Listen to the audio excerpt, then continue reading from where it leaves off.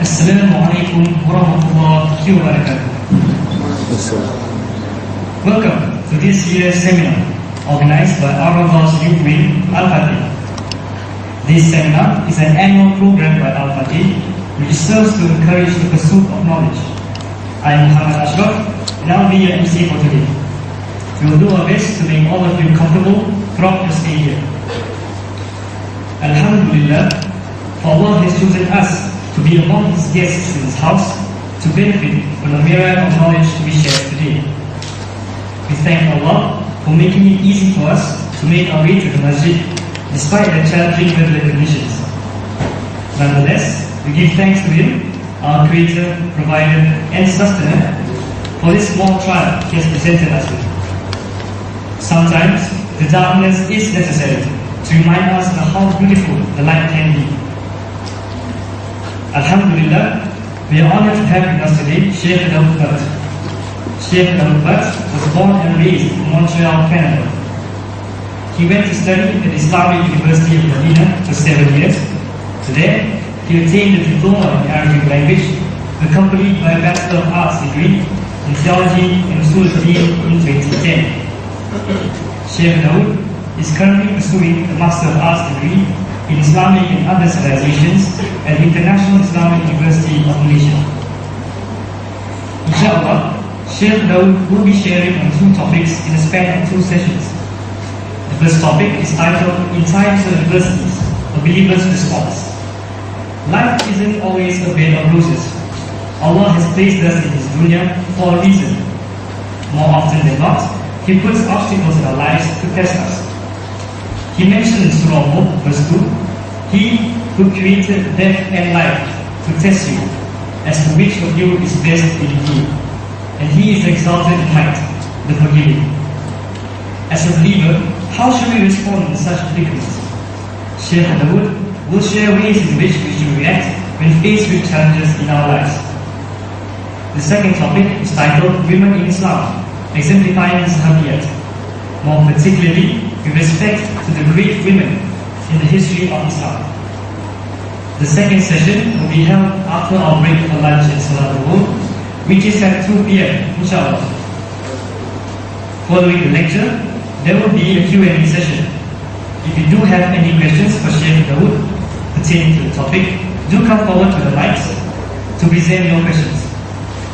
In addition to that, considering that there are some mothers present among the participants today, and may need a comfortable space to attend to their child, we have provided a nursing room for your convenience. The room is located at the right side of this auditorium. Inshallah, the lecture will also be projected, both audio and video, in the nursing room, to ensure that mothers can also benefit from the wealth of knowledge to be shared. We praise Allah for making it easy for us.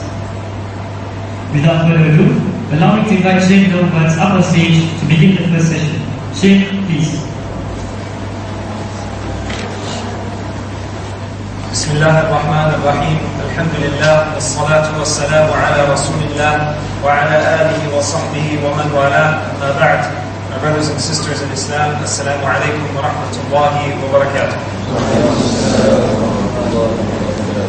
MashaAllah, I remember that now. I totally forgot about that, but I remember from my last trip to Singapore, there was something unique that stood out to the Singaporeans, and it was that specific thing that just took place.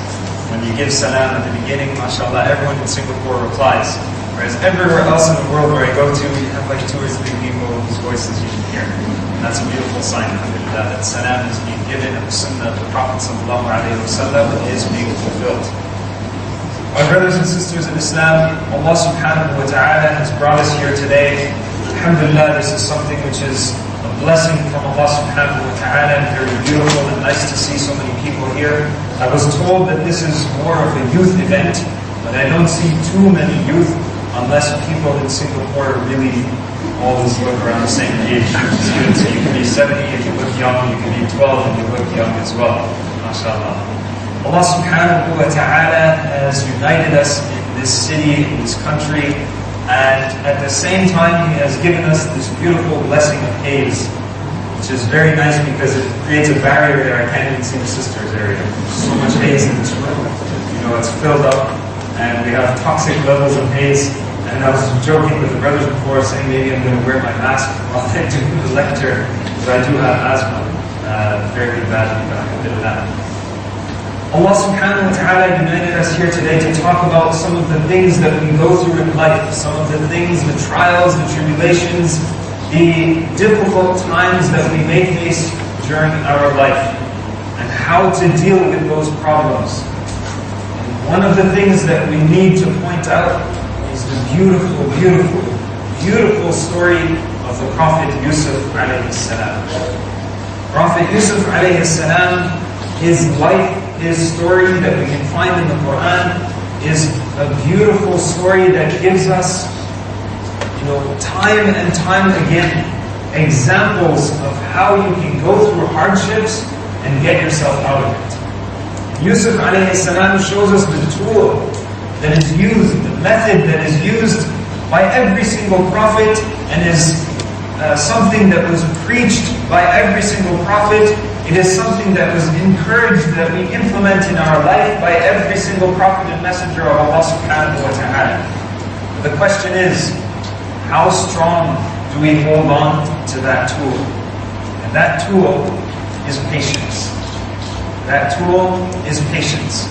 So in today's lecture, this lecture, inshallah ta'ala, we're going to cover two things. The first part, which is the vast majority of the lecture, we're going to be talking about patience.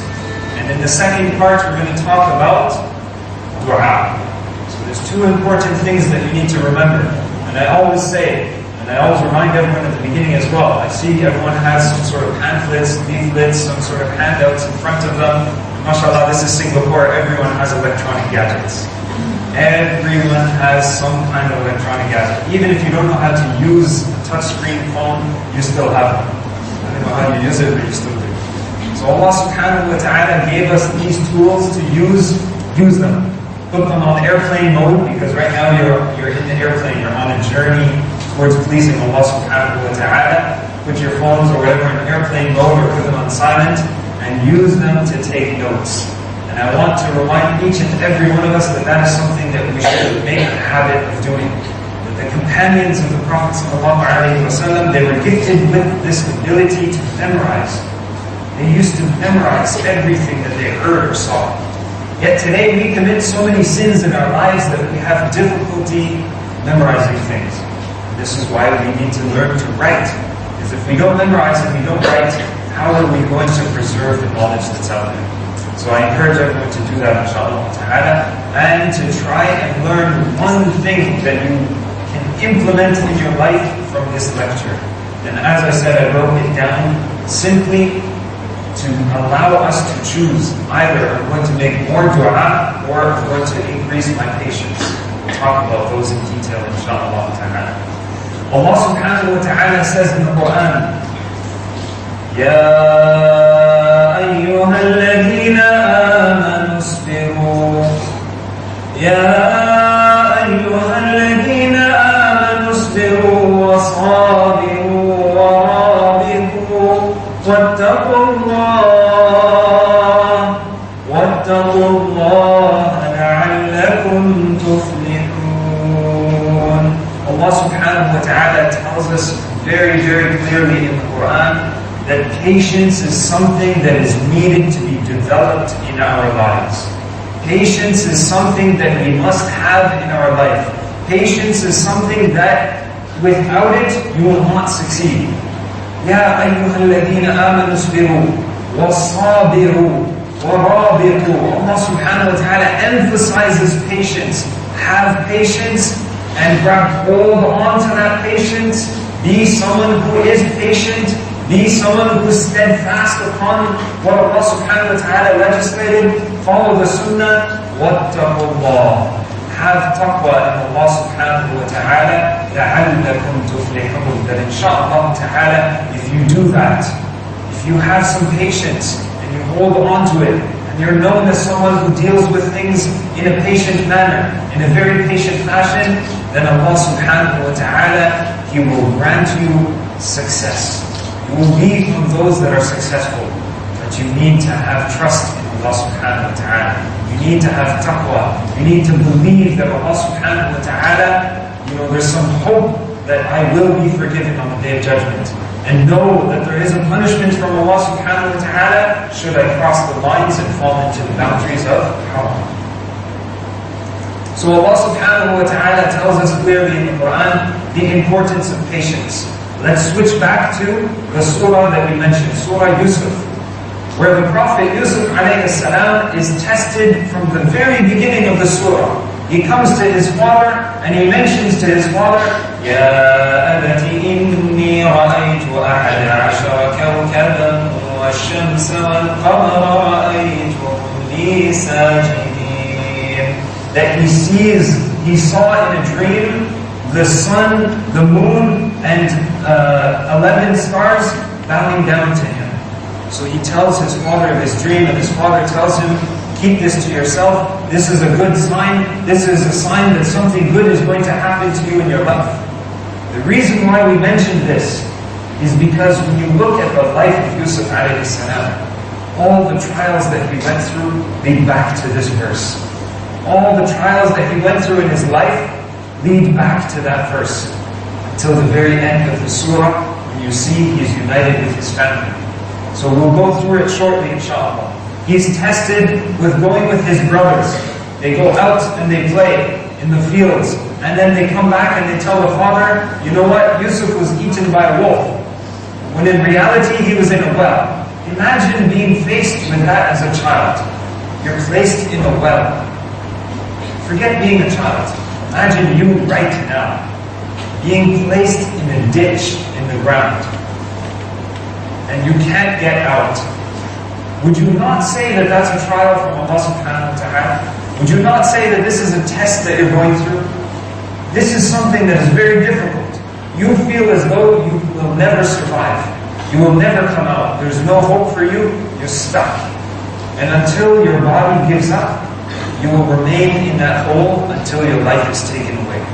But Yusuf alayhi salam, leading back to that verse, he has hope that Allah subhanahu wa ta'ala is going to save him, and he's patient with the test that he's faced with. He gets removed from the well. The caravan comes by, they remove him from the well, and what happens? At that point in time, it was the norm in society that if someone was found and there was no traces of family, there was no traces of where this person came from, he had no provisions, no sign of transportation. If this person was found just like that in the middle of the desert, in the middle of, in the middle of nowhere, we can say, anyone who was found in that state was considered to be property of the person who found him, aka also known as a slave. So Yusuf alayhi salam is now considered a slave. And he's taken and brought to the slave market in Egypt. Can you imagine you yourself right now being taken as a slave and sold in the market as a slave? Just like you buy tomatoes from a certain country and you bring them to Singapore and you sell them in the market. You don't care about them. They're just tomatoes. It's a way of making money. So imagine your family who loves you and everything, they're not around. They're not around, they can't be seen, they're nowhere to be found. But yet you're sold on the market as a slave. And so you're purchased. And you are infuriated. You can't stand the fact that this is happening to you. But yet you're still calm and patient. As Yusuf alayhi salam was, he was very calm, very patient. He then gets bought. He's purchased and he's brought into the house of one of the ministers of Egypt. And so he lives inside his house as a servant. Again, ask yourself, is that not a test from Allah subhanahu wa ta'ala? That you're a human being, you're the son of a prophet of Allah, and you know that you have some sort of social status, yet you humble yourself in front of others, even when you're sold as a slave.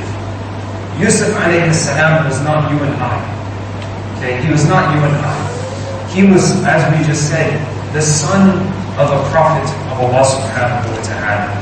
Now when you're the son of a prophet of Allah, right, you hold a certain status. You hold a certain level of dignity, a certain social status amongst people. I don't know if you use it here in Singapore, but in Malaysia we have like Batu and then Tan Sri, right? and all these different things, right? Social status, right? And, Yusuf alayhi salam, he was not a datu, he was not a tansiri, he was a prophet of Allah subhanahu wa ta'ala, right? He was someone who held, a vision that was interpreted by his father and told that something good will happen to you in the future. So he held on to that dream that he saw. He held on to it knowing that if I put my trust in Allah subhanahu wa ta'ala, something good will come to me. Now ask yourselves, if you were put in that situation, what would you do? You'd probably be yelling and screaming, trying to get yourself out, trying to sell your story to someone, try and buy your freedom, whatever the case may be. You might say, wait, my dad has a big house or something, I'm going to go and sell the house, take the money and give it to you, just let me free. But Yusuf alayhi salam knew that this was the plan of Allah subhanahu wa ta'ala. And that is one of the most important things that we fail to recognize when we're tested. Is that there's a plan behind everything. There's a greater good behind everything. That Allah subhanahu wa ta'ala puts us through these trials and tribulations for a reason. Yet at times we don't even recognize those reasons. We think that it's something bad for us, when in reality it is something good. Now Yusuf alayhi salam, he then gets falsely accused of trying to seduce the wife of the Aziz, of the minister. So he gets thrown in jail. Again, ask yourself, if you were thrown in jail, how would you respond? What would you do? You would try to buy your freedom. You would get the best lawyer in Singapore. You wouldn't care if he was Muslim or not. You might even go to another country and get a Jewish lawyer because they're really good at that. Right? Lawyers, liars. But Allah subhanahu wa ta'ala left Yusuf there, and Yusuf was happy with that. He stayed in jail for years. For years he was in prison. But yet he knew there was something good waiting for him. There was something great that was going to happen to him, so he remained patient. Now us as human beings, right? As followers of the Prophet ﷺ, we're supposed to develop these characteristics in our life. But we don't, because we don't see the greater good behind things. I know some of you are thinking, well, I didn't have a dream, I didn't have a vision, I didn't have wahi come to me from Allah subhanahu wa ta'ala. So how do I know that there's something good that's going to happen to me? And this we'll discuss shortly, inshaAllah ta'ala. Putting your trust in Allah subhanahu wa ta'ala, knowing that something good is there for you in the future. Yusuf eventually comes out of jail. He interprets a dream for the king, and he comes out of jail, and he's made the minister of agriculture. The minister of agriculture. From slave to prisoner to minister of agriculture. Now the tables start to turn. Yusuf alayhi salam went through a series of hardships in his life, and he continues to go through hardship because he's not united with his family. He did not reunite with his family yet. His family that he missed and loved so dearly. And eventually his family comes to him and they're united, and he's placed as this minister of agriculture, and then he's made the king, and he's also a prophet of Allah subhanahu wa ta'ala, and so on and so forth. That's just a small example for us to look at the patience that one of the prophets of Allah subhanahu wa ta'ala that he had, and he went through certain trials. Now let me ask you, because again I was told that this is a youth sort of activity, and to keep it very light, to keep it very moderate, so let me ask you, what are some of the difficulties that we go through today? What are some of the trials that we go through today, especially the youth? Now if you're not a youth, you were a youth, or you have children who are youth, so everyone can take part in this, alright? What are some of the difficulties, some of the trials, some of the challenges that we go through today in our society? Just raise your hand. Anything. I'll start. Okay, I'll start. For some of the guys, they want to have a girlfriend. Okay. Now let's hear it from you. Yes. Addiction to technological devices. Wow. When you said addiction, I was thinking drugs or alcohol. Addiction to technology. MashaAllah, only in Singapore. Good. What else? I fail every day at work. You fail every day at work, but you still have your job. I still have And you know who keeps failing but still has a job. MashaAllah, you're blessed from Allah. What else? Any of the sisters, and I have a policy, when sisters raise their hands, they clip their sleeve and they raise their hand. Because the last thing I want to see is some sister whose sleeve falls down and she has like mendi or henna all over her, mashallah, beautiful jewelry and stuff. It's just not right. So you clip your sleeve and you raise your hand, inshallah. So any of the sisters, anyone, what are some of the trials and difficulties and things that we go through in life? We all go through them. I'll give you another example. Haze.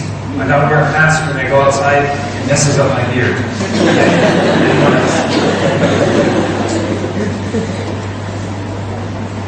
Anything. You trying to tell me Singaporeans don't go through trials? Man, you guys have to pay for everything. You have these electronic gadgets in your windshield every time you drive down the street. Ding, you drive through another street. What's going on? I'm paying, man. Let's just walk. There's too much haze. We can't walk. Let's drive. You're taking more money. What are some of the trials that you go through? Yes? Trying to maintain a high level of iman. Maintaining a high level of iman. Okay, it's good that you see that as a trial, right? That's good, because some people will not see that as a trial, they'll see that as a task that they're trying to go through in life. What else? Nobody had a relative that died or anything? failing exam. Failing exam. Failing an exam. Prime example. Very good. What else? Juggling between school and work. Juggling between school and work. Very simple. Finish school, then work. Don't worry about it. Let your mom and dad pay for everything.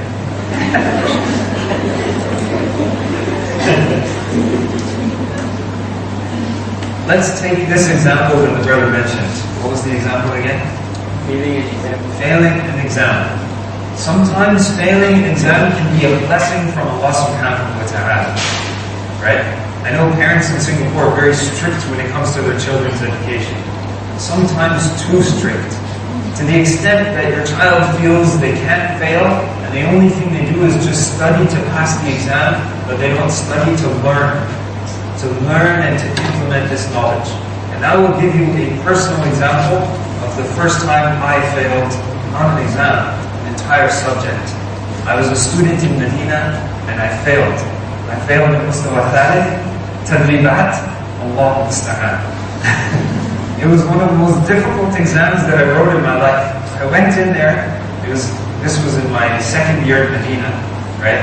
I never failed an exam prior to that, ever.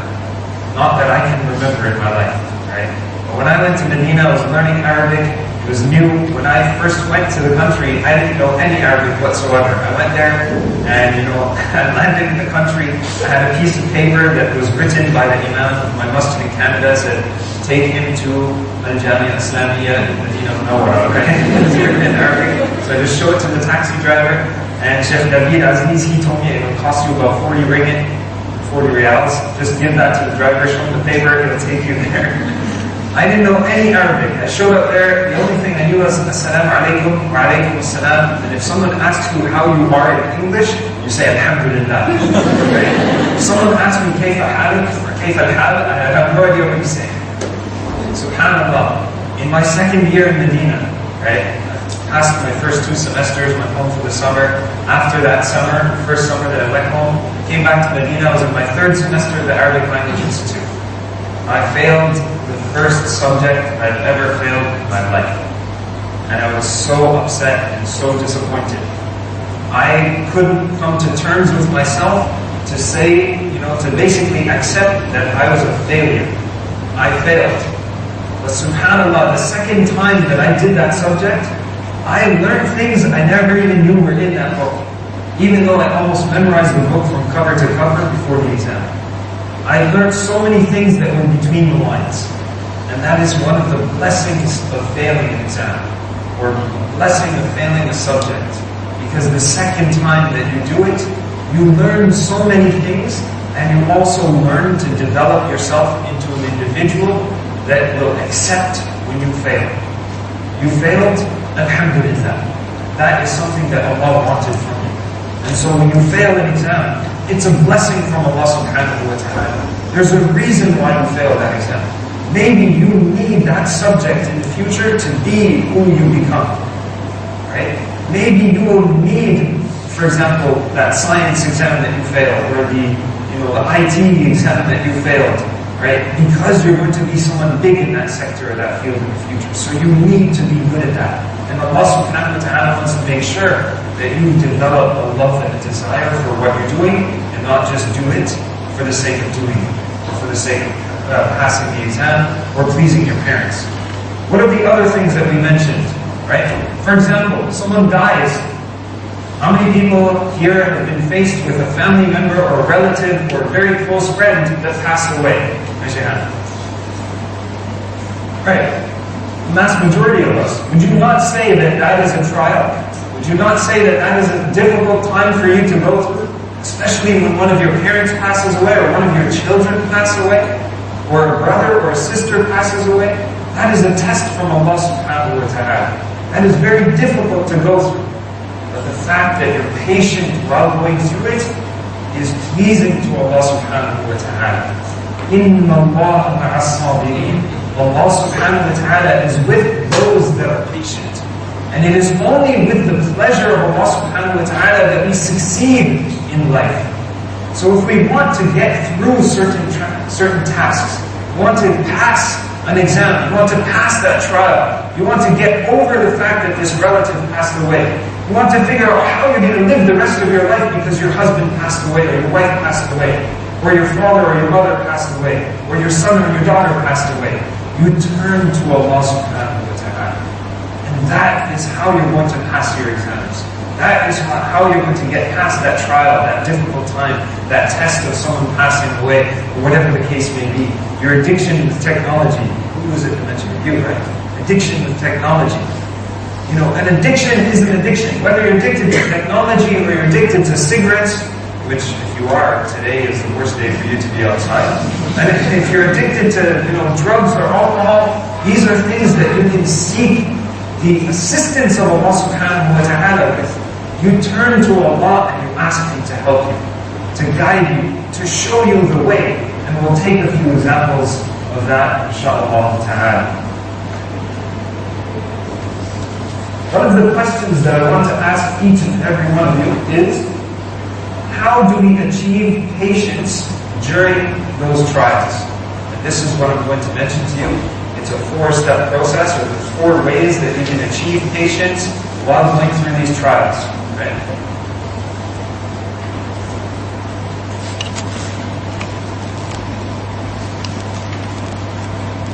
The first thing is to think of the good reward that lies ahead of you. Think of the good rewards that lie in front of you. You're going through a trial, you're going through a difficult time, and a lot of people get caught up in these things that they're going through, so much so that they can't get past it.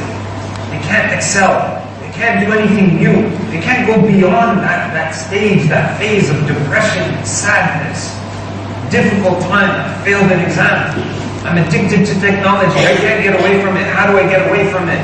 You know in the back of your head, you think of the good reward that lies ahead of you.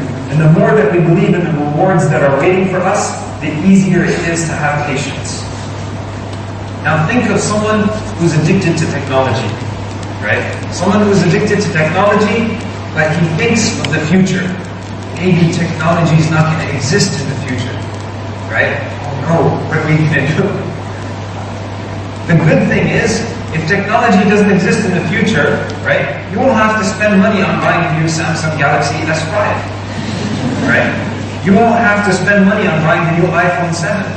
You won't have to spend money on your electronic gadget in your windshield that scans every block that you drive down the street. So the good thing is, if technology is wiped off the face of the earth, then you won't have to spend money in that sense, right? So try to think of them, I'm exaggerating a lot. I'm just trying to give you examples of how you can get past that. Another thing that you can think of, you're addicted to technology. use that technology to get you closer to Allah subhanahu wa ta'ala. Think past that. I'm stuck, I'm always on my phone, I'm always using Twitter, Facebook, my phone, my iPad, my, this and that, all these different gadgets that we have. And you know that you're wasting time. You know that you're missing your salah. You know that you're not remembering Allah subhanahu wa ta'ala. You know you're going on websites or going to things that you're not supposed to be going to and looking at. But yet you're still doing it. You know that you're doing it, but you do it. Because you can't control it. You're addicted. But now you tell yourself, wait, I love this technology. I love all of these things that I have. And I can't live without Wi-Fi and so on and so forth. Let me use it towards pleasing Allah subhanahu wa ta'ala. So you go to an organization or a masjid that needs your assistance.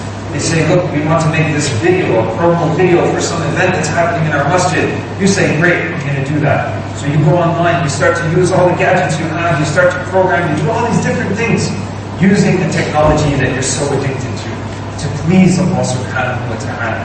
You take that technology and you turn it another way. You go on your Facebook and you're also posting good things. You read a book of hadith every single day. You just write one hadith narrated by so-and-so, taken from this book. Push enter, leave it. Push post, and that goes out to the world. You're using that technology towards goodness, right? Even though at the same time you're addicted to, I gotta check up on the new phones and new gadgets and new, video games and stuff like that. You will slowly push yourself away from that by doing goodness for Allah subhanahu wa ta'ala, which is pleasing to Allah subhanahu wa ta'ala. So looking forward at the good things that can happen to us in the future is something that we learned from the Prophet Yusuf alayhi salam. When he went through all those difficult times, at the end, when his family came to him, when his brothers came, they brought their mother and father, what happened? They bowed down, they prostrated to Yusuf alayhi salam. إِنِّي رَأَيْتُ أَحَدَ عَشَرَ كَوْكَبًا وَالشَّمْسَ وَالْقَمَرَ رَأَيْتُهُمْ لِي سَاجِدِينَ. That he saw the sun and the moon bowing down to him as well as 11 stars. And so Allah subhanahu wa ta'ala allowed him to see that in his life when his parents and his family members, his brothers, they came to him and they bowed down in front of him.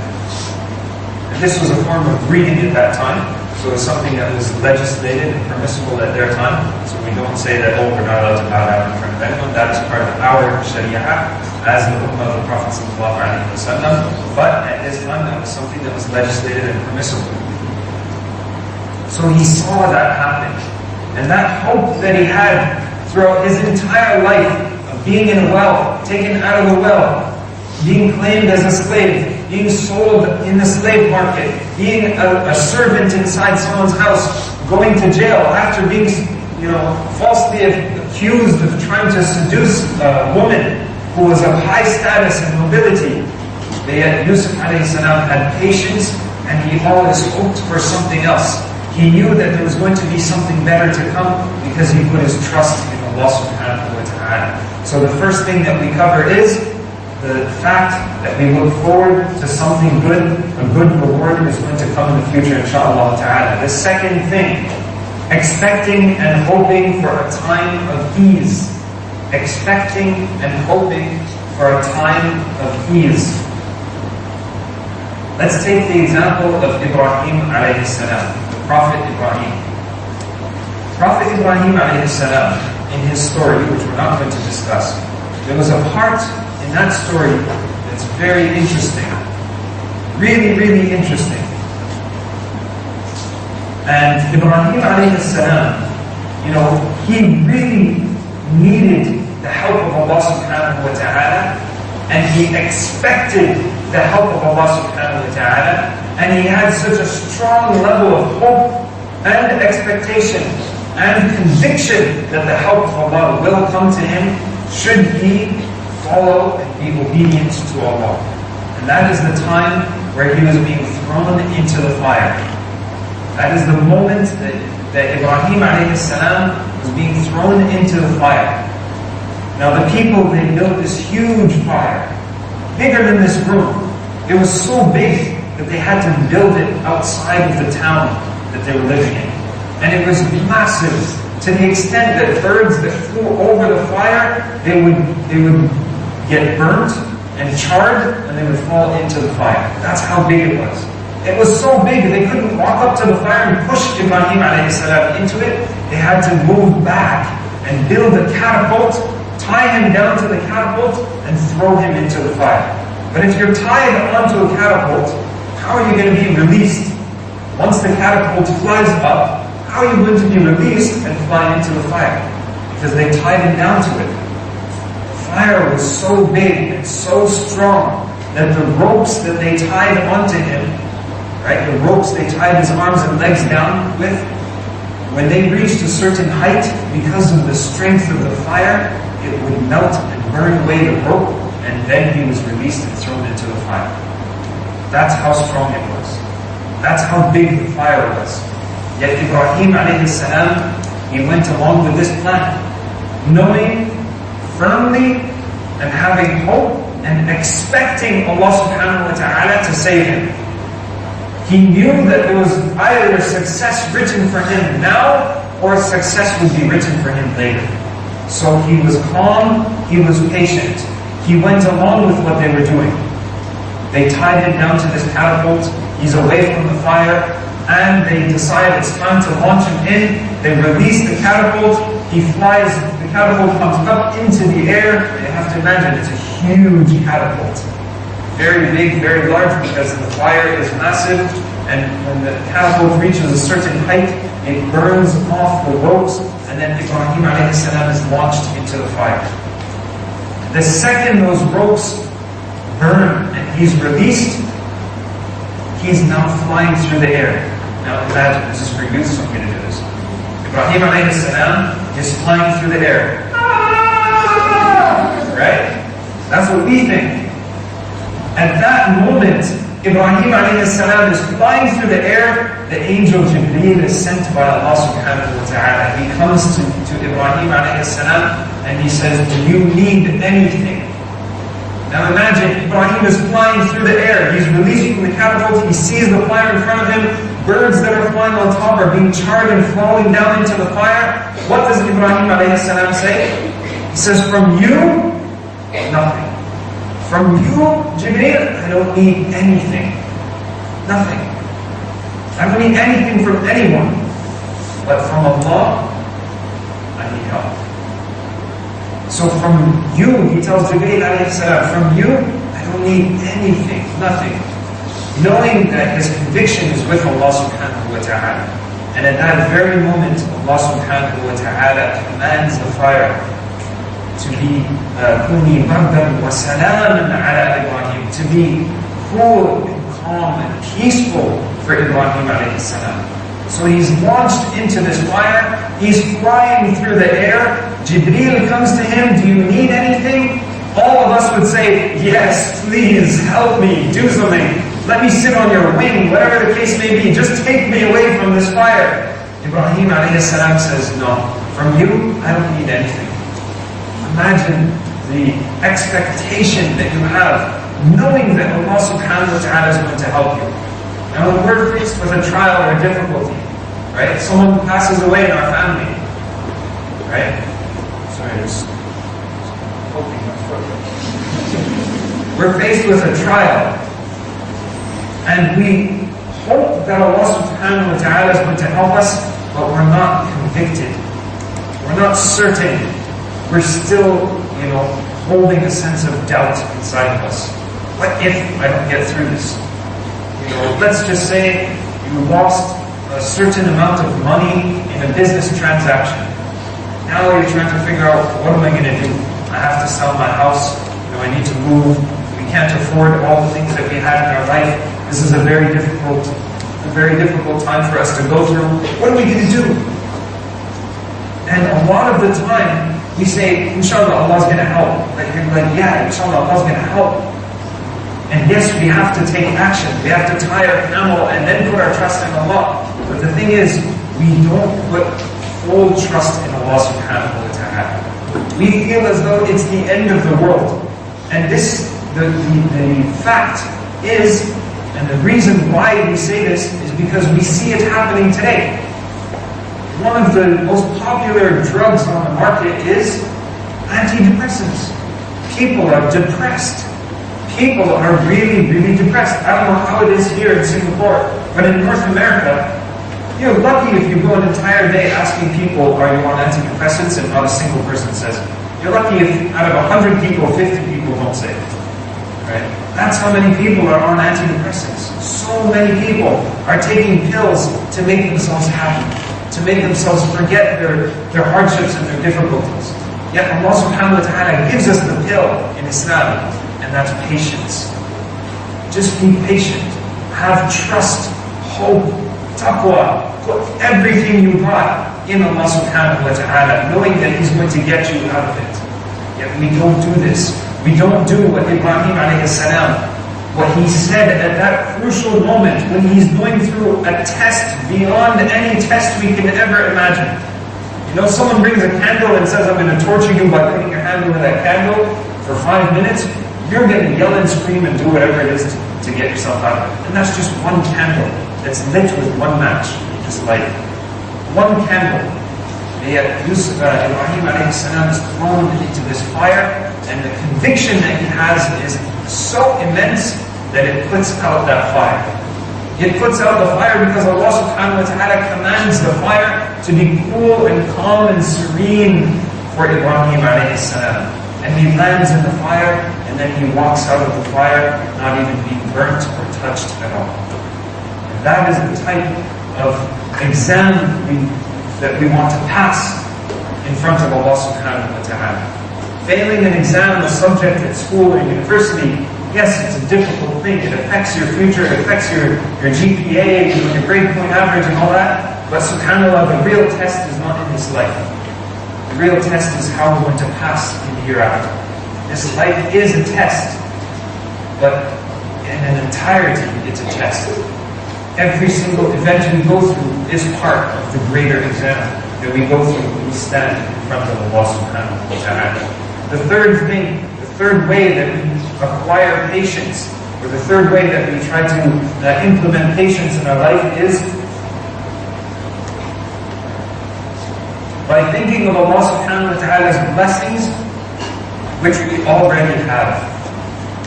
Thinking of Allah subhanahu wa ta'ala's blessings that we already have. Right? Don't think of the blessings that are to come. Not yet. Think of the blessings that we already have. Allah subhanahu wa ta'ala blessed us with so many things, yet when we're going through trials and difficulties, we don't remember those things. We don't think of them. To us, it's not important. To us, they're there, they're part of life, but we don't take it as though it's something that we need to grasp and hold on to. So let's look at a few examples, inshaAllah. Thinking of the blessings which we already have and compare it to those blessings of Prophet Ayyub alayhi salam. Who knows about Prophet Ayyub alayhi salam?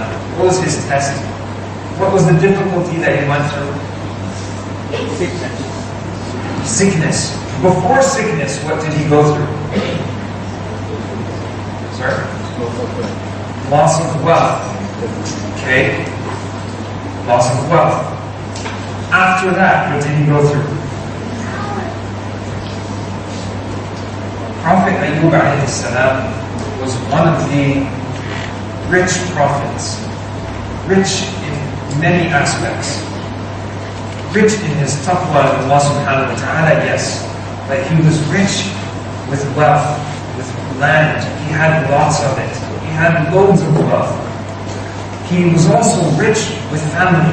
He had a huge family. He had many children. He was also rich with health. He was a very healthy person.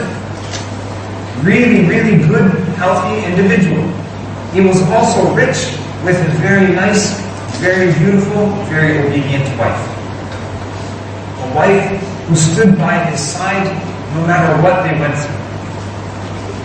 But yet Allah subhanahu wa ta'ala tested Ayyub alayhi salam, a test that you and I go through. It began by taking away his wealth. Now imagine, if Allah subhanahu wa ta'ala today, when you leave, you go to the bank, you try and take out some money, and there's no money there. Where did my money go? So you try and you go online to check, and your statement says 0. There's no more money in your account. You go home, there's a letter at your door saying you've been fired from your job. Everything is gone. What do?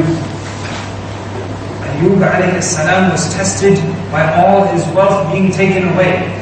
Because Iblis came to him, he came to Allah subhanahu wa ta'ala and he said, this prophet of yours, you claim that he's worshipping you because of who you are, but he says he's worshipping you.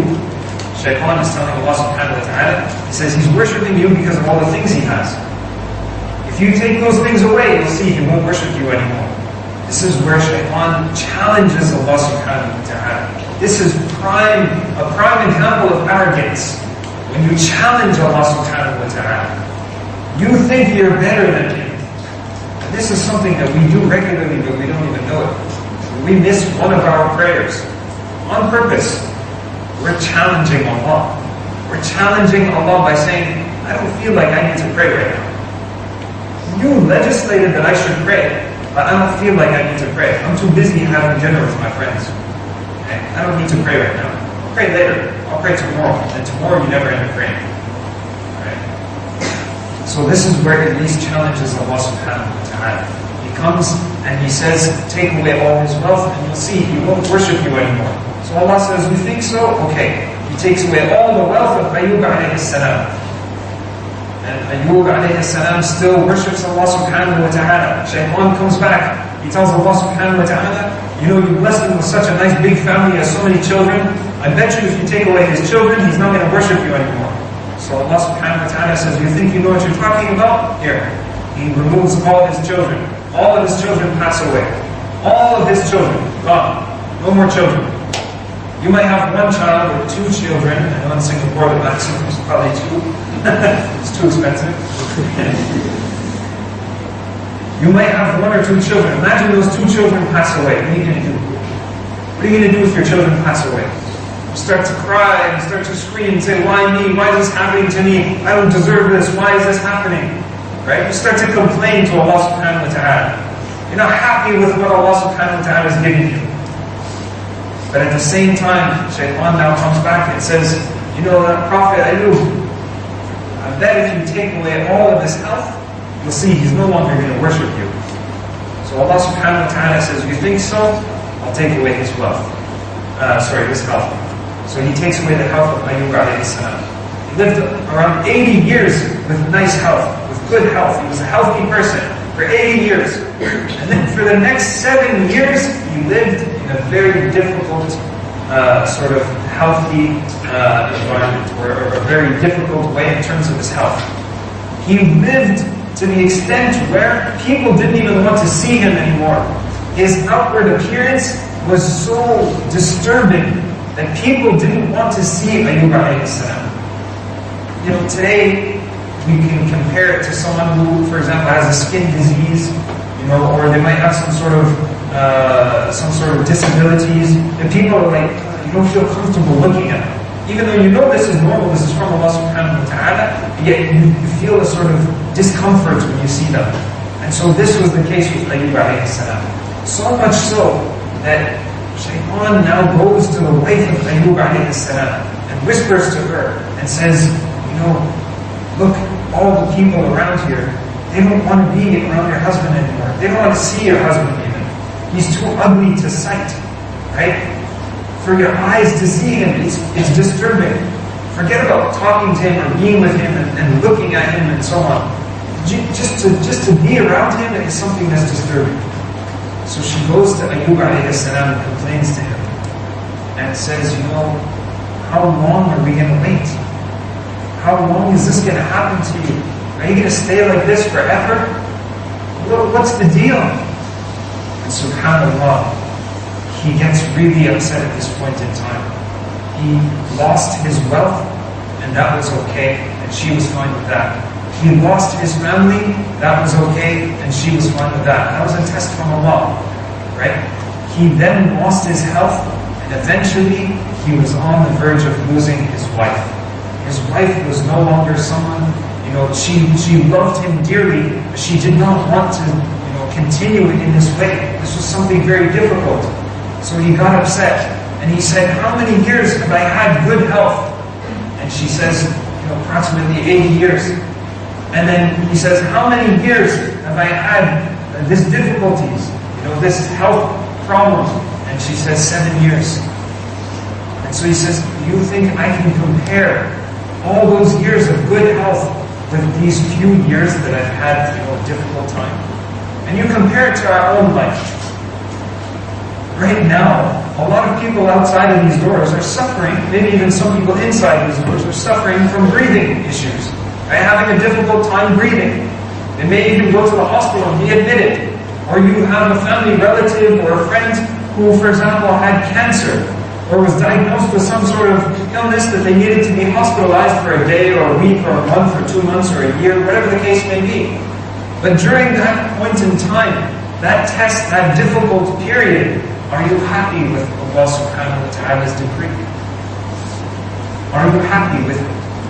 And so Ayyub alayhi salam, he tells his wife to go. He goes, go away, I don't ever want to see you. And if I ever get better, then I'm going to punish you. Meaning he was going to give her 100 lashes. That's what he said.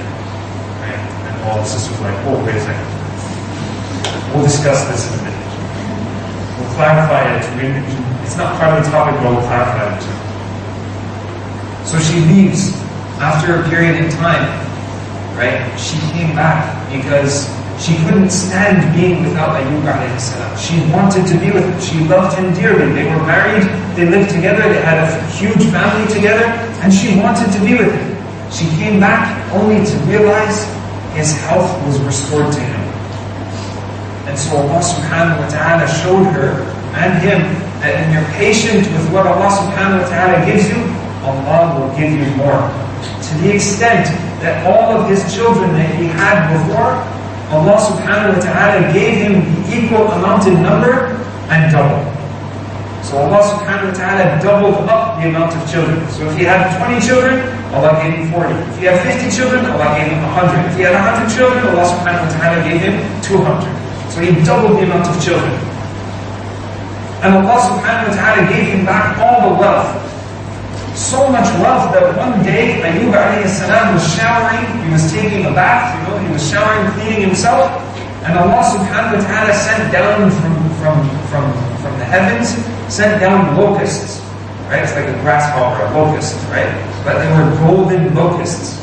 They were made out of gold. And so Ayyub alayhi salam, he started to collect them. He started to gather them, because they came down only on him where he was. So he started to gather them. And Allah subhanahu wa ta'ala asked him, Ayyub, are you not happy with what I gave you? Are you not happy with the blessings that I already gave you? And he said, I am. But should I not take advantage of the blessings that you're giving me? Meaning that you're giving me more blessings, should I not take advantage of those as well? And so Allah subhanahu wa ta'ala gave him those as well. So Allah subhanahu wa ta'ala restored everything that he had because he had trust and hope that there will be more to come. And he looked at the blessings that he already had in the sense that they were there, but when they were taken away from him, it's no problem. What are some of the examples of blessings of things that we have around us? Now last time I was in Singapore, I spoke about electricity. Right? Who remembers that? Who remembers that time where I spoke about electricity? Just raise your hand. Just one person. Should I say it again? No, I already said it once in Singapore. What? Think about the light in Allah. Right, so we'll take a different example, inshallah ta'ala, right? Last time we spoke about electricity and recognizing the signs of Allah subhanahu wa ta'ala's greatness and the blessings that are around us that we don't even realize. One of the things that I mentioned in the car today when we were coming was the fact that all this haze is affecting the air that we have to breathe, right? This is just a side thing. It's actually not something that I put down to mention, but we're talking about it in the car. That Allah subhanahu wa ta'ala gave us oxygen, air, that we can breathe. And no government controls that. It is something that is there, it's everywhere, you can't see it, you can't hear it, you can't smell it, but it's there. And subhanAllah, it's free. And no one bottles it, no one sells it to you. But they might start soon in Singapore. We should start. That's a good business. We should do it. Let's start now before someone else does it. But subhanAllah, before we even realize it, Allah takes things away from us. Things that we took for granted, like oxygen that's in the air. SubhanAllah, people are burning crops, And all this smoke is coming here, and we're being affected in our health. Let's take another example of something that is around us at all times, but we don't even recognize its greatness. You see this carpet underneath your feet? What is this carpet made out of? Cloth. Cloth. What type of cloth? It's a type of material, yes. What type? Synthetic. Synthetic, but there's a name for it. Like there's cotton, there's... You buy a shirt that's cotton, you buy a shirt that's wool, and there's polyester. These carpets are polyester. What is polyester? What's polyester? You said synthetic, right? What is it made out of? Organic. No. Well, yes, it's organic, but oil. Oil. Polyester is a type of plastic. It's made out of oil. So if you're wearing a polyester shirt, you're wearing oil from Saudi Arabia. Or wherever it came from. The oil that is used to make these carpets, Allah subhanahu wa ta'ala, a drop of oil that you swish around in your finger, right? Let's just take the example of engine oil. You put it on your finger and you swish it around. It feels like nothing, it's just slippery, right? But it's there, it's in your finger. People take it and turn it into carpets. They turn it into your clothing. They turn it into everything you see around us. The speakers, some of the components around us, the projector, everything that's plastic is made from oil, right? The bottle of water that you have in front of you, that bottle is oil, right? But it's in a solid form. And Allah subhanahu wa ta'ala gave oil the power to do that. And let's take it another distance. Who here is an engineer? Mechanical engineer. Mechanical engineer. When it comes to oil, what is oil known for? Use engine oil as the example. So you put engine oil in your, in your car engine. Why do you put it in there? Sorry, to make the gears move. The gears are going to move with the power that's pushing them behind it. But why do you put oil inside? To lubricate. You want to lubricate the parts that are in your engine or in your gearbox. And when you sit in your car and you go, right? When you do that, then you see this needle go up and it says RPM. What does RPM stand for? Revolutions per minute. I'm teaching you. I'm an automotive technician. I'm teaching you this, right? No, I'm serious. I'm not joking. So when you see that needle go up, right? It goes to 5,000, 6,000, 7,000. Some cars 12,000, 13,000 revolutions per minute means that gear that's in there is turning 5,000 times in 1 minute. It's turning 12,000 times in 1 minute. You can't even see it, but it's doing that. It's going so fast. Now Allah subhanahu wa ta'ala told us, right? Basically we learned through the knowledge that we have that we need to put oil in our engine to lubricate it. Why? If you don't put oil in your engine, what happens? If your engine is completely dry, brand new car, brand new engine, they didn't put oil in it, they started. What happens to the engine? What happens to the parts inside there, the gears, let's say gearbox? What happens to the gears? Gears are rotating like this, right? What happens to them? Sorry? They melt. Before they melt, what happens? Friction, they wear off. They get worn out. They start to shred. The steel starts to come apart. You get little chips of steel coming off. Right? I'm saying this because I want you guys to think. I want you guys to see what Allah subhanahu wa ta'ala does. The blessings of Allah subhanahu wa ta'ala that are around us that we don't recognize. That oil that you swished in your finger about 3 minutes ago when I mentioned that same oil has thousands and thousands of pounds of strength. That it can withstand gears revolving at 5,000 or 12,000 RPM, smashing against each other so hard as they spin in the engine. But that little oil acts as a lubricant to prevent the two pieces of steel from clashing against each other. Oil. Just oil. The power in the creation of Allah subhanahu wa ta'ala. In oil. Those are the blessings of Allah subhanahu wa ta'ala that are around us all the time.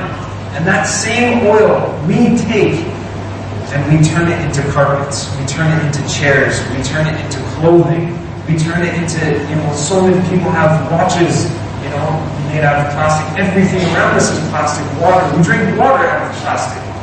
And that is oil that came from the ground, which is a blessing from Allah subhanahu wa ta'ala, yet we don't even recognize it when it's there. So we said that this third point is to recognize the blessings of Allah subhanahu wa ta'ala that He placed upon us before they're taken away. Another very simple example is, I mentioned last time electricity, maybe later on in the day we'll mention electricity. To look around you and to try and pretend like you're the Matrix. Remember that movie? I don't watch movies anymore, alhamdulillah. But I did grow up in North America, so every Tuesday it was $2 to watch a movie in the cinema. Right? The Matrix movie, who here remembers it? I think they made like 10 other versions after, right? Okay, see that brother's shirt? Yeah, you. Stand up. Yeah, you. Your shirt is sort of similar to the Matrix, right? No, not you. He wants to get married, so he's just trying to make himself noticed. Alright, you can sit down. For those of you that remember the Matrix, right? In the Matrix, everything was ones and zeros, right? There were green ones and zeros everywhere. It was like ones and zeros all over the place. And that's how we should be when trying to recognize the signs of Allah subhanahu wa ta'ala. That we're scanning everything in front of us. That even those chairs that you're sitting on, they're made out of plastic. Where does it come from? From the ground, from the oil. And it is a liquid that withstands so much force and so much pressure. And if I sit on it and I'm 300 pounds, I'll break it. But yet it's made out of plastic that has so much pressure, right, and force. So subhanAllah, that is something that we need to recognize. The blessings that are around us. You're going through a difficult time, someone in your family passed away, alhamdulillah. Maybe that's a good thing for you. Maybe this now gives you the opportunity to be the breadwinner in the family. Maybe this gives you the opportunity to look after someone's children when Allah, didn't give you children. Whatever the case may be, look at the other blessings that Allah subhanahu wa ta'ala gave you and know that there will be more blessings to come, inshaAllah ta'ala. The fourth thing is to think of the previous times where Allah subhanahu wa ta'ala blessed us after a hardship. So you went through a hardship. You went through that, failing of an exam. Well, what came from it? I failed an exam, but I saw that the fruits of my failure was much greater than me passing that exam. I may have just passed and went on, but it was perfectly timed so that I stayed behind in the Arabic language faculty and then came out at a certain time where there was a little issue with some of my papers, and then I couldn't go into the faculty that I wanted to go into, and I went into another faculty that I didn't want to, but after a day or two of sitting in that faculty, and then after 3 months of sitting in the one that I wanted to be in, I realized that that was the faculty I wanted to be in. So Allah subhanahu wa ta'ala gives you all these signs, and He helps you. Now you have to remember, when you're going through times of hardship and you're trying to develop patience, you have to remember the times that you went through a hardship and the things that came after it. How Allah subhanahu wa ta'ala transformed you into a better individual. How you lost your job, but you got one that was even better, and you're like, why did I ever stick with that old job in the first place? Right? Yet you went through depression for 2 years because you lost that job, but then when you found another one, you were like, man, I wasted my time with that other job. Or the money that you lost, then Allah subhanahu wa ta'ala gave you more. Or you have a very simple job that you only make, let's say a few $100s a week, yet Allah subhanahu wa ta'ala makes you a happy individual. That you don't need to take pills or anything. Whereas someone who's a millionaire is taking pills to sleep and pills to wake up. So we ask Allah subhanahu wa ta'ala to make it easy for us to implement this type of patience in our life, the patience that we learn from the other prophets of Allah subhanahu wa ta'ala. Abu Sa'id al-Khudri, he said, he reported that the Prophet ﷺ said, no one can be given a better and more abundant gift than patience. No one can be given a better and more abundant gift than patience. And that just shows us how valuable patience really is. The Prophet ﷺ says, no one can give you anything more, anything better than patience.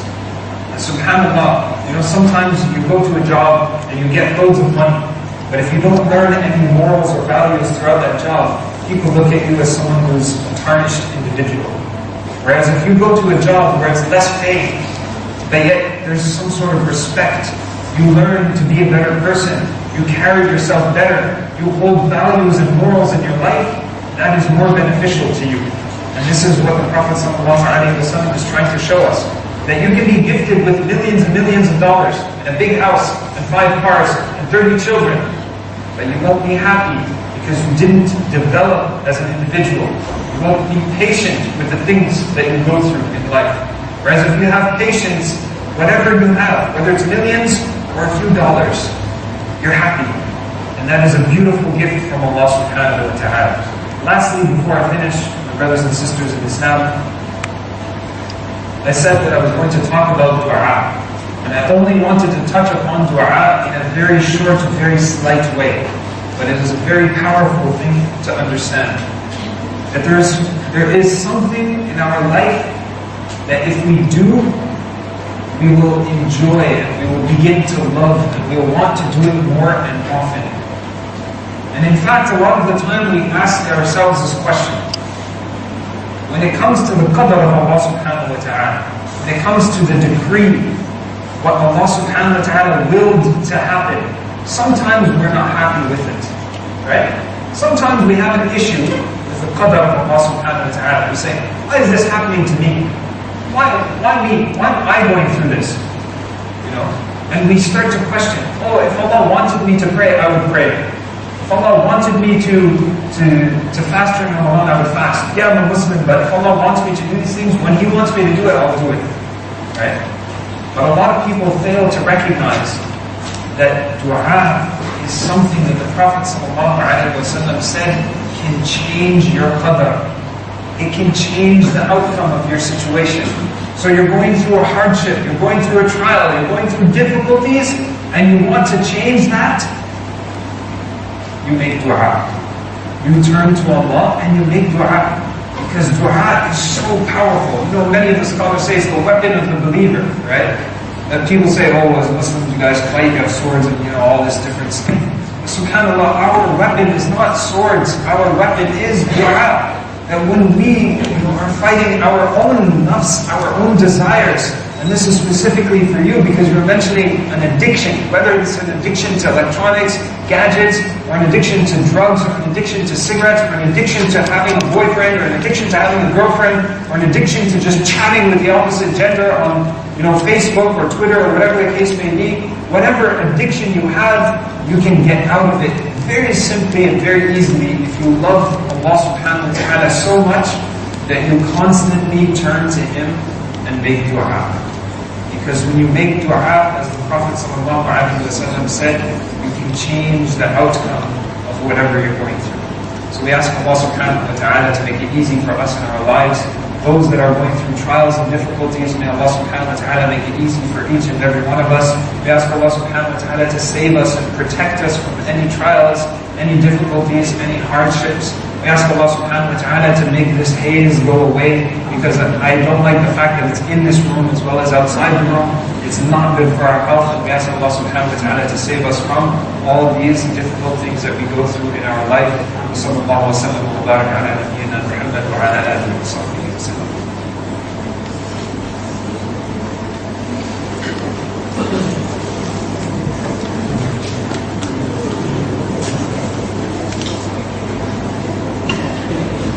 Alhamdulillah. Thank you, Sheikh, for reciting this session. I am reminded of a Jewish proverb you allow me to share. I ask not for a lighter burden, but for broader shoulders. Well, it is now time for our Q&A session. If you do have any questions for Sheikh Dawood pertaining to the topic, do come forward to the mic to present your questions. Sisters, if you prefer writing down your questions, please do approach our ushers for writing materials.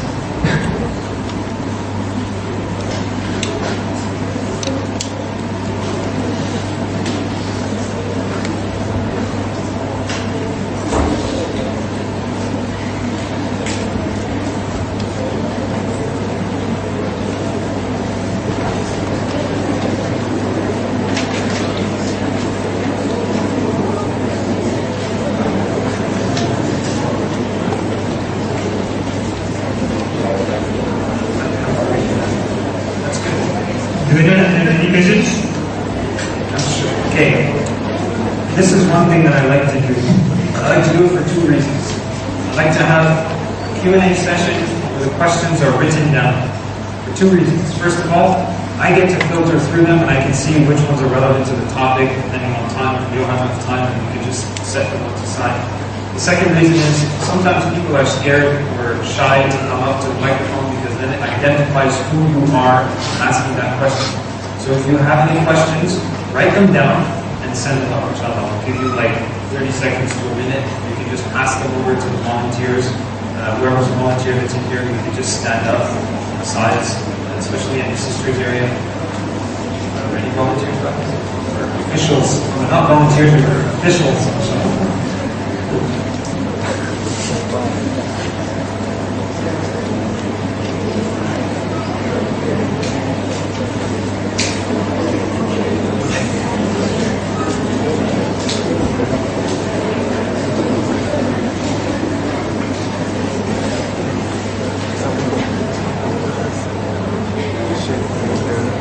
Nowadays is electronically sending in your questions. So you text it to a certain number and it shows up on our screen. That's what we do sometimes in Malaysia. We are more advanced than the Singaporeans.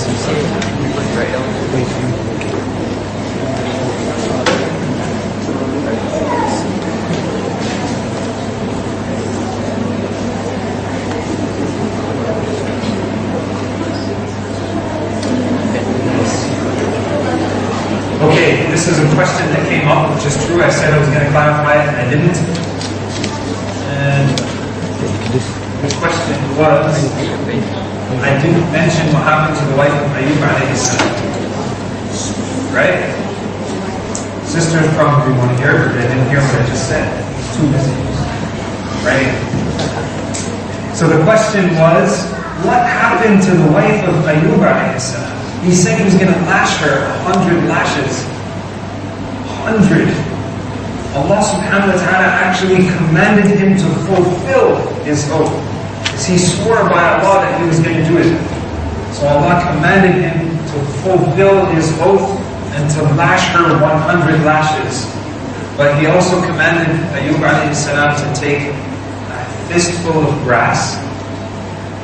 Grass, not bamboo. Grass, and fulfill his oath with that.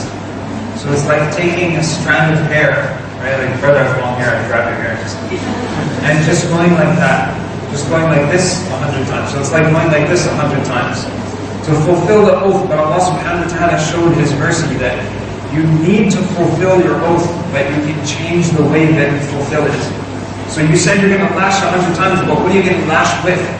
So Allah commanded Ayyub alayhi salam to take a handful or a fistful of grass and to fulfill the commandment, the oath with grass. So this shows us the wisdom as well as the kindness of Allah subhanahu wa ta'ala. That you said you're going to do this, but you shouldn't do it. So we have to fulfill it by doing it this way. Okay?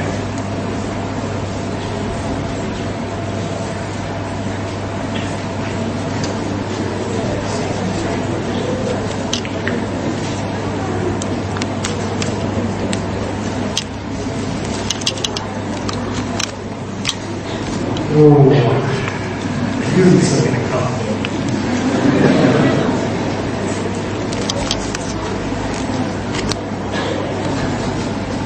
Okay, try and keep your questions short, okay? This is like an essay. It's a small paper with a small writing as well. And so the question is, how to find a spouse for sisters? That's what I said, I knew this was going to come. I thought it was going to come from the brothers though. So it goes on to say, as I said, it's, keep your questions short, but let's see what else is said here. Do something else.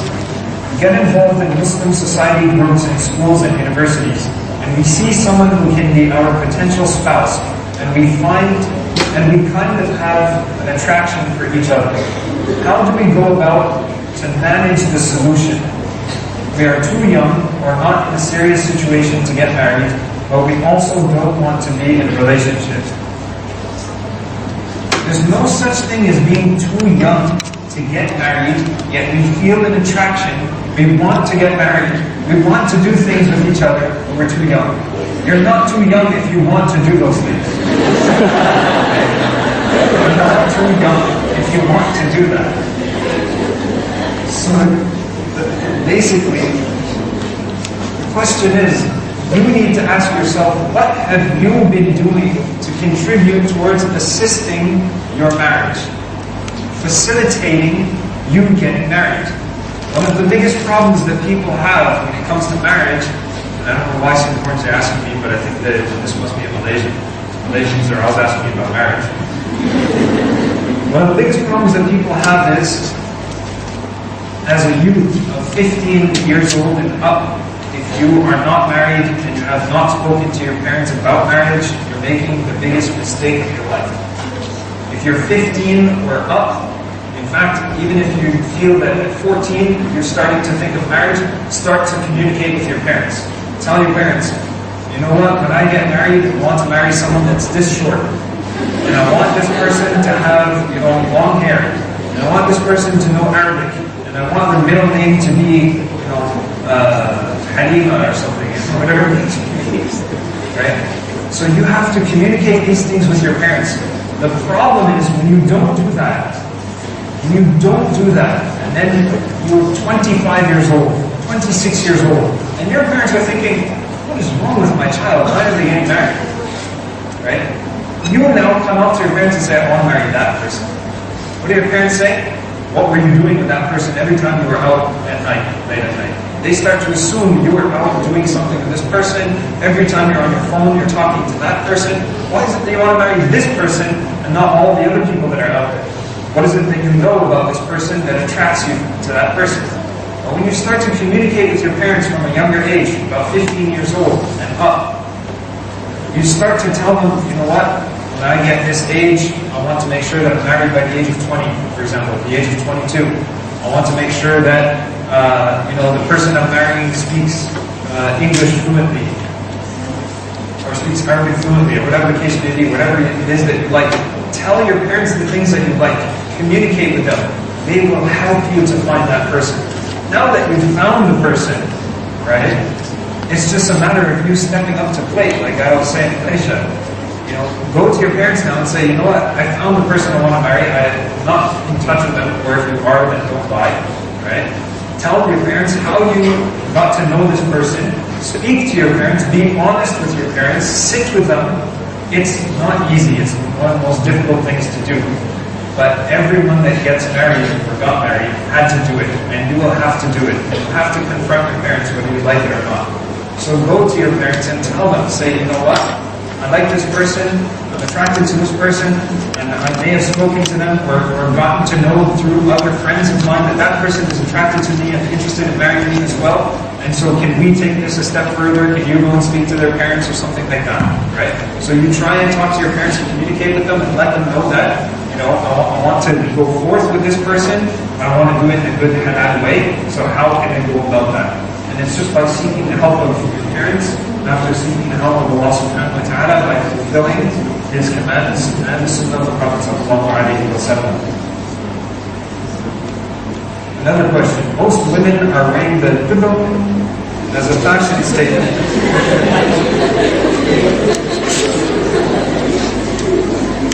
Tudung, right? Hijab. Most women are wearing the hijab as a fashion statement. How does one withstand this trial as a Muslimah in such a modern era? I mean, if another sister is wearing it as a fashion statement, that doesn't bother me. I don't really care. She's wearing it, alhamdulillah, right? That's one, this could be understood from a few different angles. Another angle is, how does one withstand this trial as a Muslimah that, I don't want to wear my hijab as a fashion statement. I want to wear it because I'm wearing hijab. So wear regular hijab. Wear a simple hijab with no embroidery on it. Wear a simple hijab with no glittery spots and stuff like that on it. Wear something nice and simple. We don't have to resort to black. We can wear, subtle colors. Wear beige. wear something that blends in. If you're wearing like a beige abaya, for example, wear like a white hijab. Wear something that blends. It's not too much of a contrast, so you're not attracting attention to yourself. Don't make it a fashion statement, but at the same time, make sure that you look presentable, right? Not attractive, presentable. So there's a way of wearing a hijab that is good and proper and covering, and it can be whatever color it wants to be, right? Or you want it to be. And there's another way of wearing a hijab where it's super fancy and it throws around like an ice cream cone. Every brother that sees it is like, I need a taste of that sort of thing. Like, that's true, that's how it is. Like some styles of wearing a hijab is like absolutely delicious. I like sweets. My wife makes a lot. She's good at baking. Star Wars Episode 3. That's my private question. This is a paper that it's written.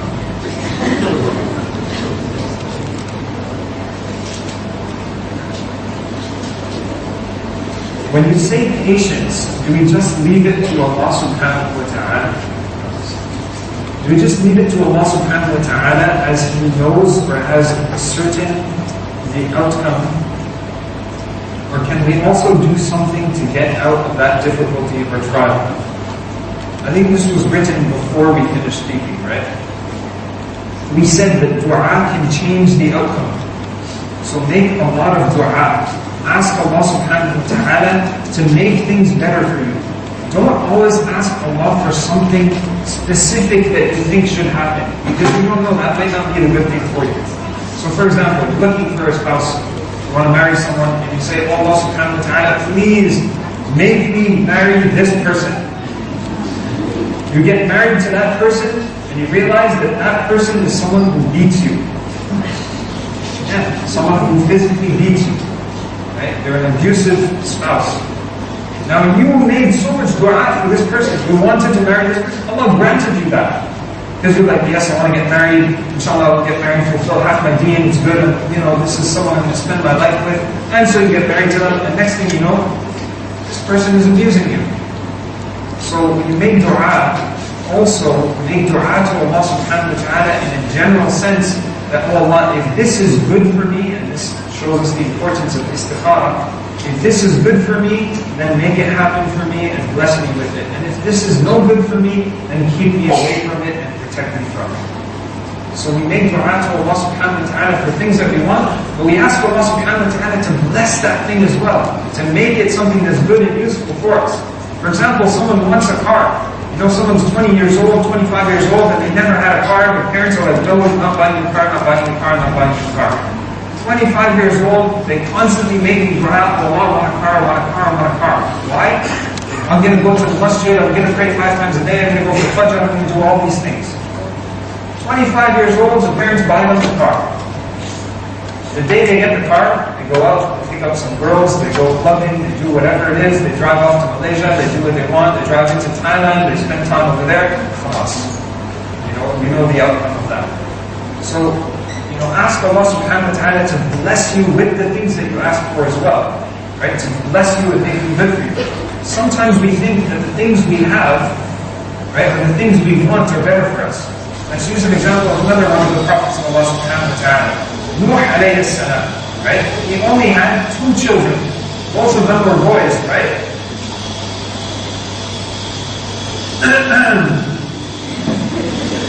Nuh alayhi salam had 2 children. Both of them were boys, right? Yes. No. Both of them were girls. Yes. They were both girls. Sorry. I mentioned the wrong prophet. See, that's good. You caught me in my mistake. I was referring to Lut alayhi salam. Lut alayhi salam had 2 children. Both of them were boys, right? Yes? No. They were both girls. And us as human beings, a lot of the time when we get married and we have children, what does everyone pray for? Give me a boy, give me a boy, give me a boy. First child, it's got to be a boy, please boy. You go to the stomach of your wife and like, please be a boy. Please be a boy. Think boy thoughts. You're a boy, okay? And my father's originally from Pakistan, so that's like common that the first child gotta be a boy. Make sure your first child's a boy. How am I supposed to do? Do what you want. I don't care. It better be a boy. Right? Alhamdulillah, that's not the way my parents treated us. But subhanAllah, in some cultures, that's the way it is. But you look at the example of Lut alayhi salam, Allah subhanahu wa ta'ala granted him 2 daughters. Now, to some people, the only 2 children you have are both girls, and you're like, oh, subhanAllah, I never got a boy, I always wanted a boy, didn't have a boy. Look at his situation, right? He was blessed with 2 daughters, and he was happy with it. Imagine if he was given a boy, what would happen at that time? At that time, every single one of the boys, or the men, was engaging in, homosexuality. And this was more common, predominant amongst the men. So it was a blessing that Allah subhanahu wa ta'ala granted him that without even knowing it. So when Allah subhanahu wa ta'ala gives you something, be happy with it. And ask Allah subhanahu wa ta'ala to bless you in those things. I love this question because it's very straightforward. How do we know when we're ready for marriage? When you start asking questions like this, you're ready.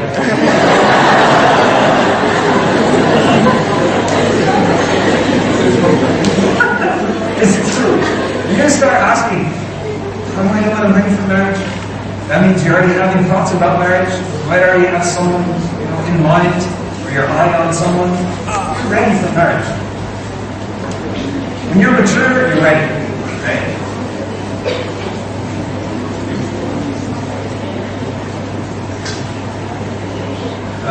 How do we establish or have patience when making? Now this is written Dawah, D-A-W-A-H, Dawah. I don't know, is this actually referring to Dua? Do you have a question? Okay. Alright, we'll go with that. It is Dawah. We'll come back to this.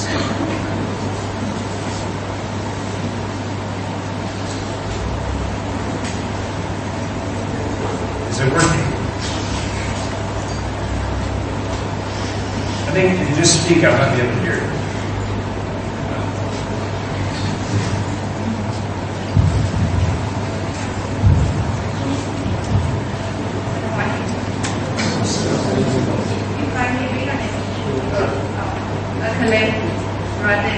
Start over and put the mic near your mouth. And just speak into the mic. If I may bring up an issue about the calamity rather than adversity. The issue of LGBT, lesbian gays. Okay. Yeah. About how these groups are actually subtly influencing the mass on accepting their views that's how they are. Then what made me like this? Basically what is your advice on 2 groups of people, the people who are influencing, having this mindset, and the second group, which is the general fans. Like, how do we tackle with this? How do we deal with such people? When we are indirectly being influenced and we are conforming to such standards, which is, as a believer, is a no-no. Now, this is a very big topic, and I don't know how it is in Singapore, but in Malaysia it's a really big problem. I went to a masjid once, right, or a surah, and I was praying right behind the imam. So the iqamah was being called, and this person came next to me. And in Malaysia it's common, whenever you stand next to someone, right, just every time you see someone, you're always doing salam.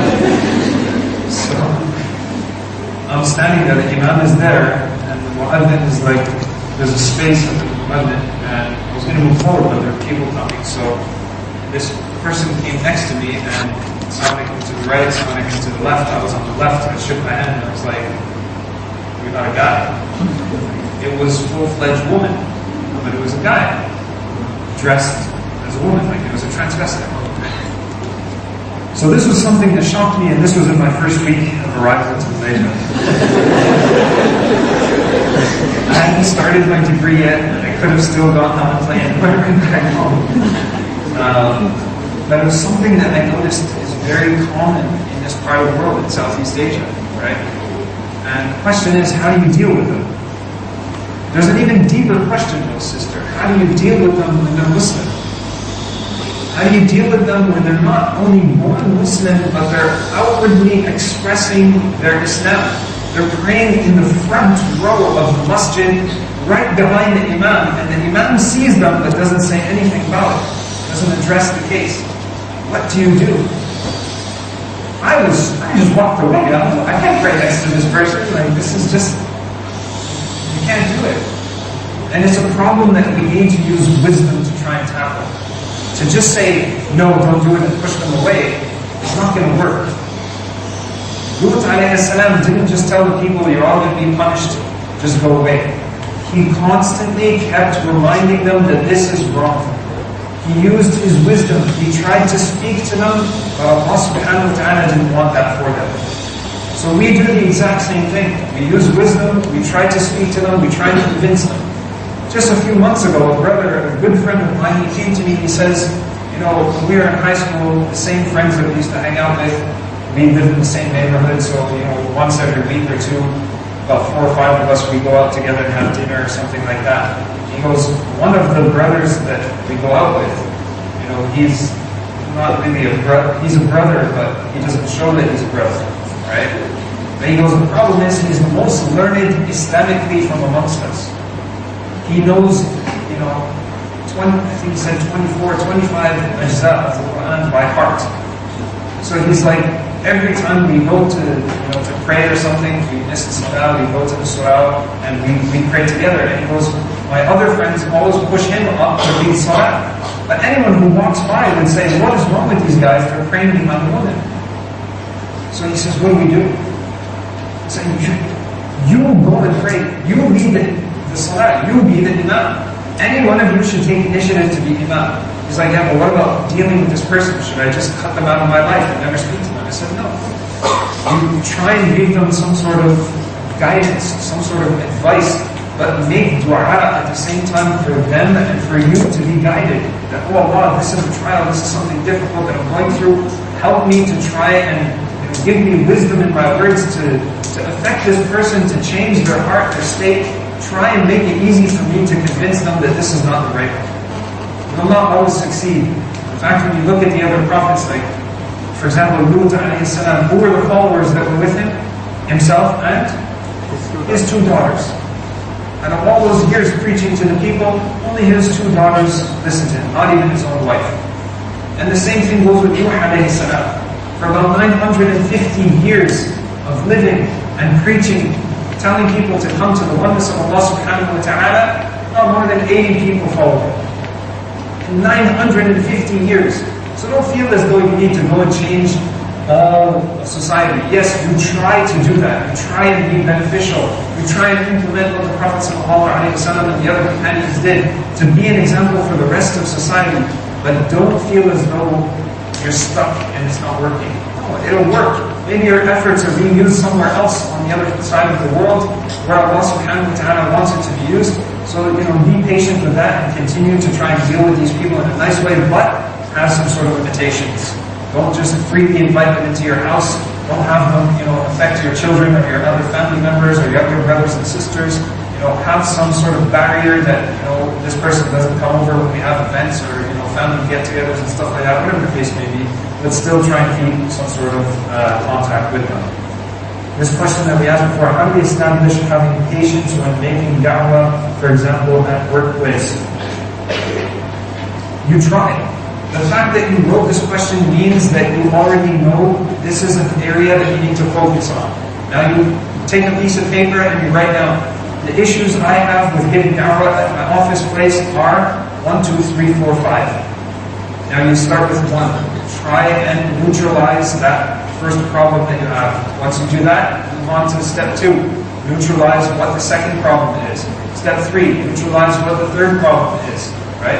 And so that way you'll be able to do that. Another thing that we do is, make dua to Allah subhanahu wa ta'ala to make it easy for you.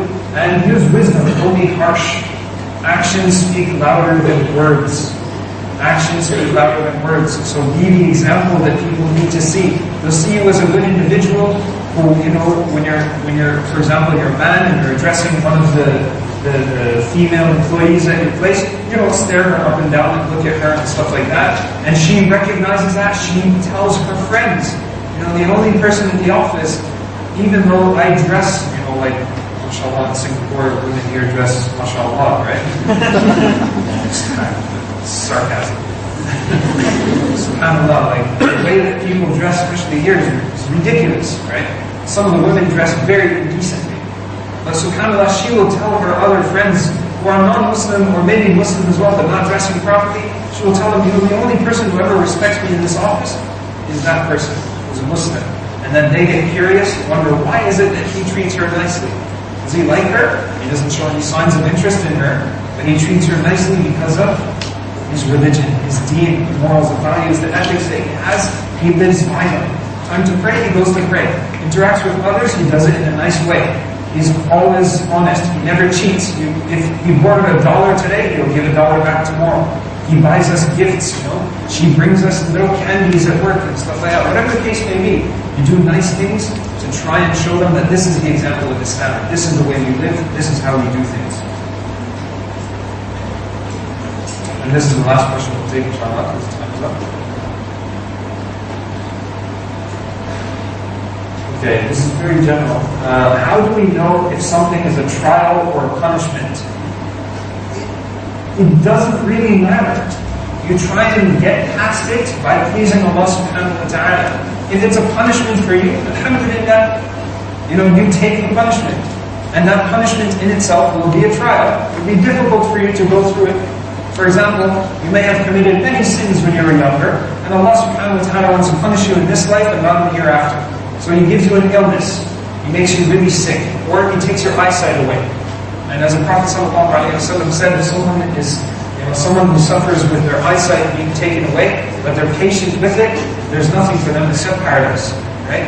So Allah subhanahu wa ta'ala, they wanted to punish you in this life so that in the hereafter you get Jannah, you get paradise. And so you take it as a trial, you're patient with it, you get past it, and you ask Allah subhanahu wa ta'ala for the greatest of His bounties that He has for you. That's all the time we have right now, inshallah ta'ala. Jazakumullah khairan. Assalamu alaikum wa rahmatullahi wa barakatuh.